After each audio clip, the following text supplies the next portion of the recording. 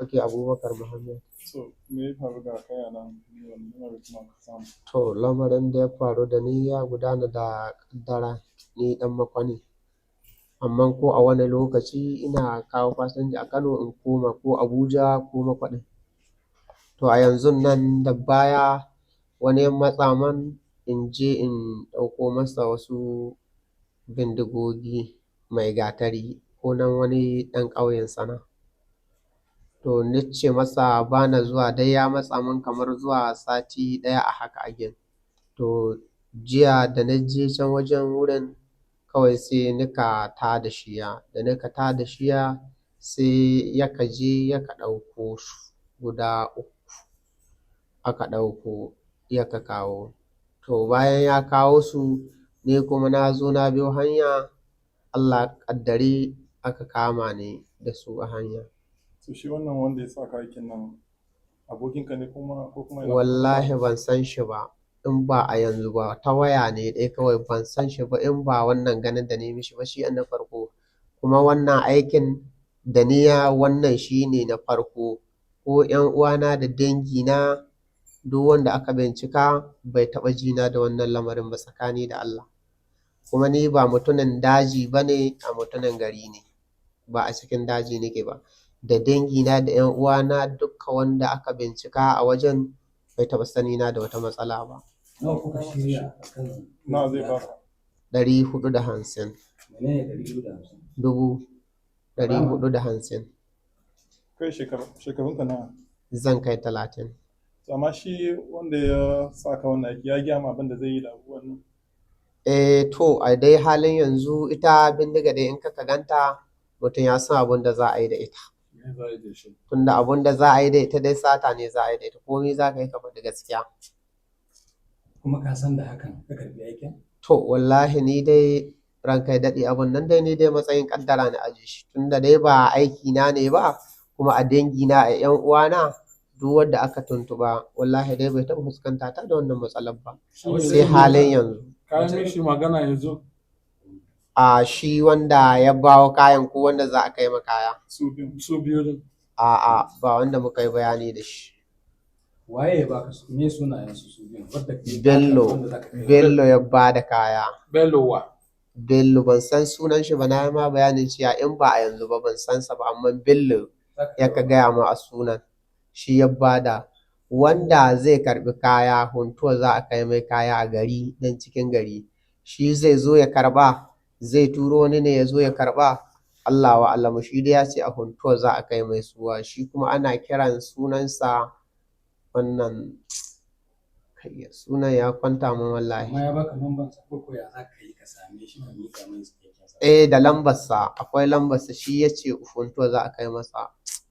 Sunan ya ɗan kwanta min wallahi da yake shi ma dai ban san shi ba shi ma a ta waya ne. Kamar sunan ya ɗan abin gan. Daga ina ka ce ka ɗauko kaya? Mai gatari na wani sunan ɗan ƙauye ne na mai gatari. Zuwa ina? Jigawa kenan. A Jigawa ne Zuwa ina? zuwa Huntuwa. A gaske ne. Ka yi maganar kuɗi da ka caje su 450. Sun biya ka ne ko sai Ba ka su isa biya da ba sai an isa Huntuwa. An ba da kaya sannan su ba da kuɗi. To amma a ƙa'ida ka san dai za a ɗauki kaya daga mai gatari zuwa Funtuwa ai kuɗi baya kaiwa haka. So me yasa cajin ka yi yawa saboda bindiga ne ko kuma saboda me ka sa wannan cajin?